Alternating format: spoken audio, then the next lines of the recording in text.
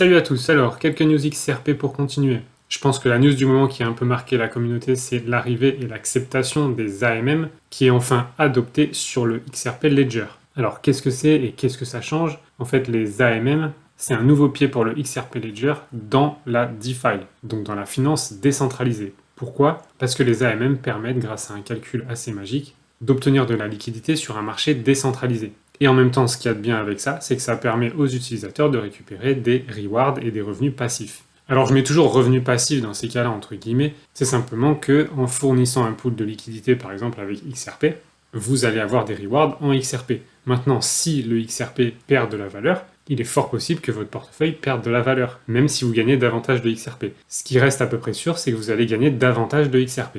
Mais le prix du XRP derrière, c'est aussi ça qui va définir si votre portefeuille augmente ou pas. Et ça, c'est pareil pour tous les assets, c'est pareil pour Ethereum depuis le départ. En tout cas, cet amendement, donc les AMM, ont été acceptés à un consensus de 85,71%, ce qui représente un vote en faveur des AMM de 30 des 35 validateurs. Alors en même temps, tout le monde a tendance à dire que le XRP Ledger est centralisé, mais c'est quand même dans cet écosystème-là que chaque amendement introduit dans l'écosystème, il faut qu'il reçoive 80% du consensus des validateurs pendant 2 semaines pour qu'il soit mis en œuvre.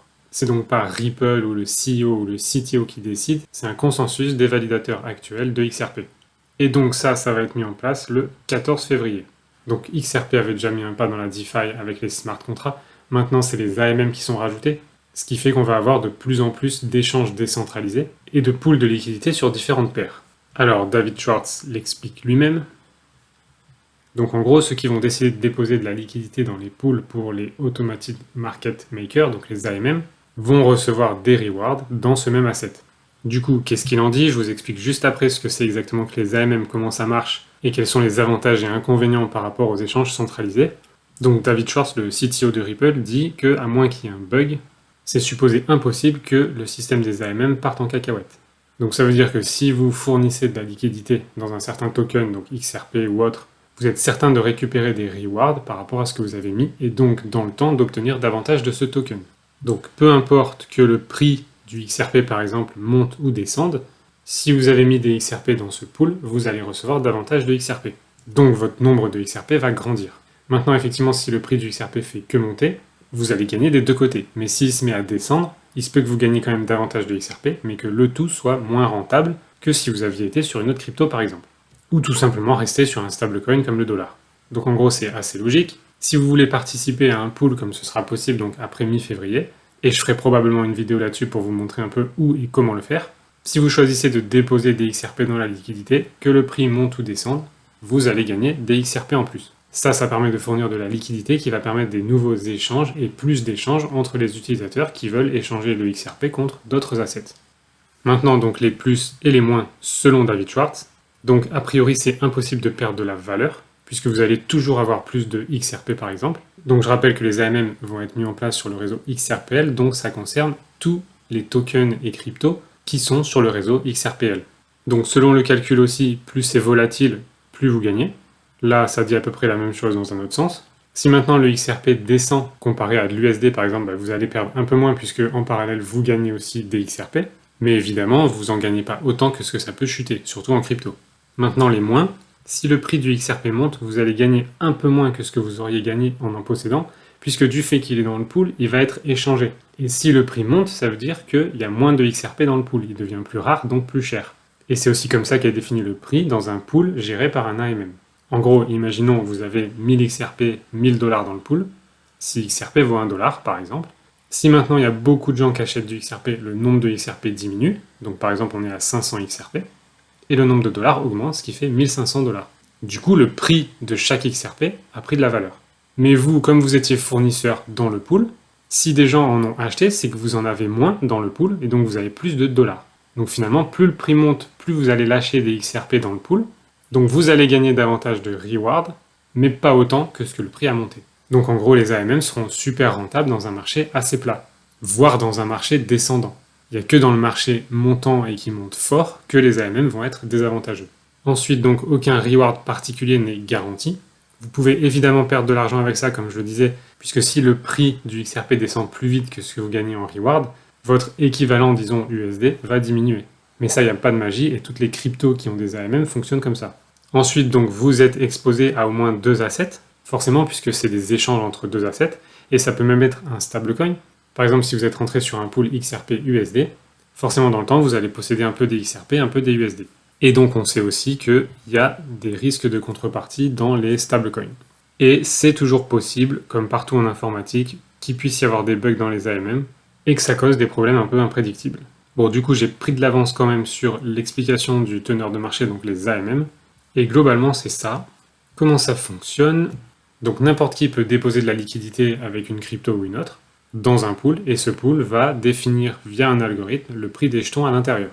Donc, d'un côté, il y a les fournisseurs de liquidité, et d'un côté, il y a ceux qui échangent. Et du fait qu'il y a de la liquidité, l'échange va pouvoir se faire dans de bonnes conditions et au meilleur prix. Donc les AMM, c'est ce qui régit un échange décentralisé. Parmi les plus populaires, on a Uniswap, SushiSwap, PancakeSwap et Balancer. Balancer, je ne le connais même pas. Donc généralement, dans les échanges décentralisés, c'est de crypto à crypto. Vous n'aurez pas de crypto à USD, mais vous pouvez avoir de crypto à USDT ou à USDC ou un USD qui serait stable, par exemple sur les réseaux XRPL. À mon avis, ça va arriver.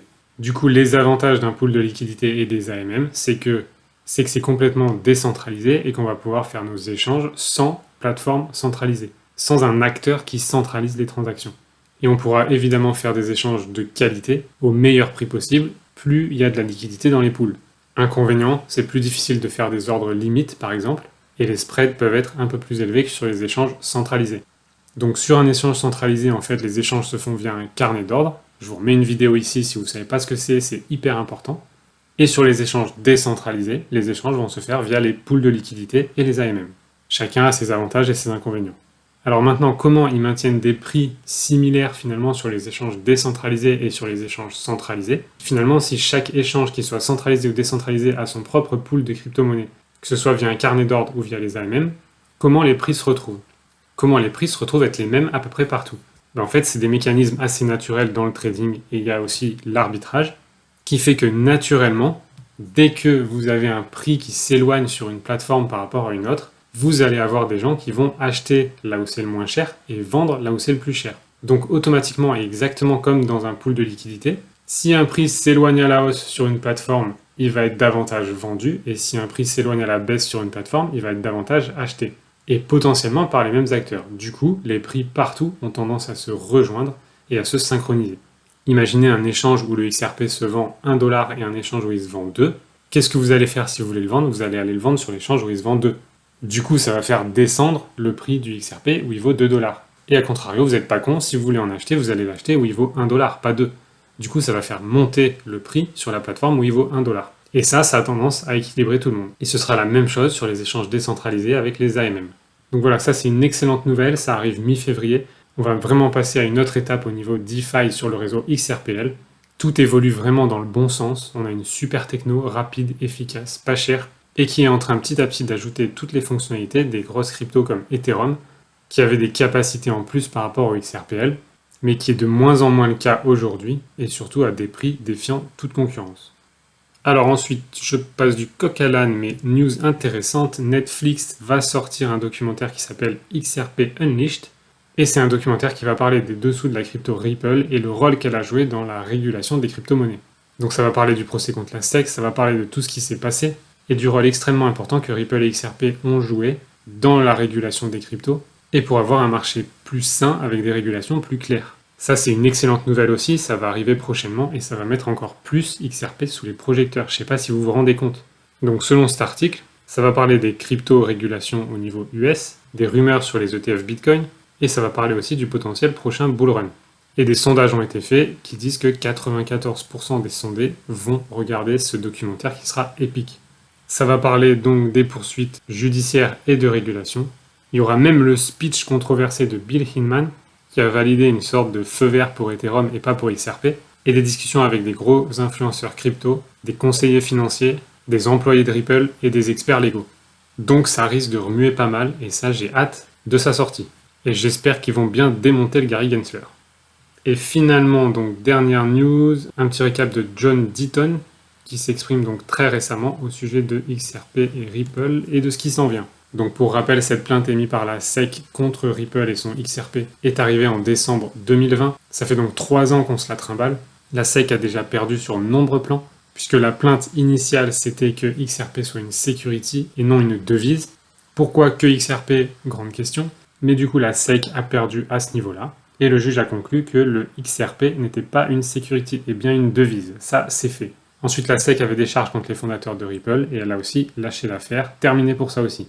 Il reste donc le procès contre Ripple, toujours d'actualité, où la SEC essaie tant bien que mal d'obtenir des thunes de Ripple, en cherchant et en demandant encore de nouvelles transactions. Et ça risque d'avoir du mal à passer, puisque ça commence à être un procès dans un procès dans un procès avec des nouvelles affaires, avec des nouveaux éléments qui sont mis sur la table, et ça ne correspond plus du tout au procès initial. Normalement, le juge devrait trancher en faveur de Ripple, puisque là, ça devient n'importe quoi. C'est comme si la SEC avait attaqué Ripple pour la raison A, ayant perdu ça, ils ont été sur la raison B, ayant perdu ça, ils ont été sur la raison C, ayant perdu ça, ils sont en train d'essayer de trouver une D, une E, une F. Donc là, on sort complètement du cadre initial du procès initial, et ça risque de pas passer du tout.